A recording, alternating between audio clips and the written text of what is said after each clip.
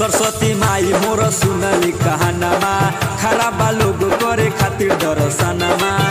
ए माई सुन लहो, सरस्वती माई मोर सुनली कहानमा खड़ा बा लोग करे खातिर दर्शनमा।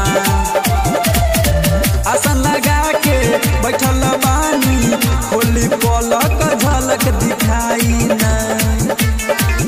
एहो शारदा भवानी पाँव परतानी देरी अब लगाई ना।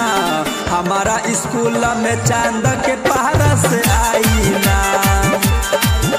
एहो शारदा भवानी पाँव परतानी देरी अब लगाई ना। हमारा कोचिंग में चांद के पार से आई ना।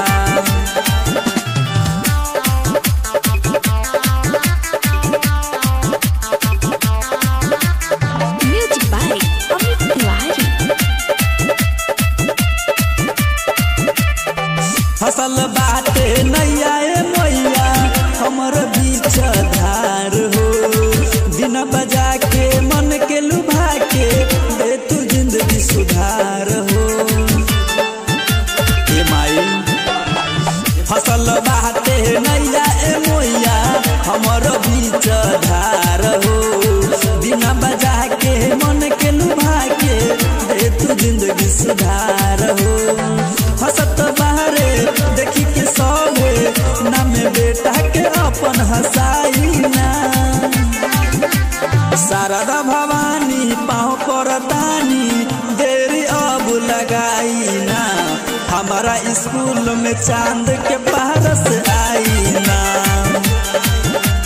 शारदा भवानी पाँव परतानी देरी अब लगाई ना। हमारा कोचिंग में चांद के पार से आई ना।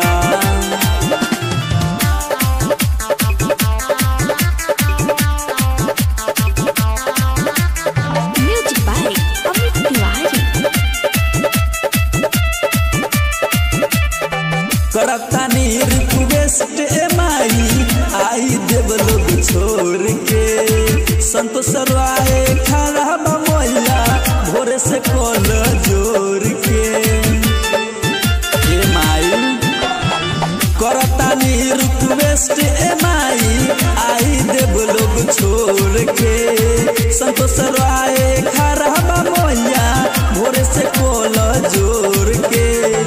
अंकित किशन कहला राजा आज अपन शक्ति दिखाई ना। शारदा भवानी पाँव परतानी देरी अब लगाई ना। हमारा स्कूल में चांद के पहाड़ से आई ना। एहो शारदा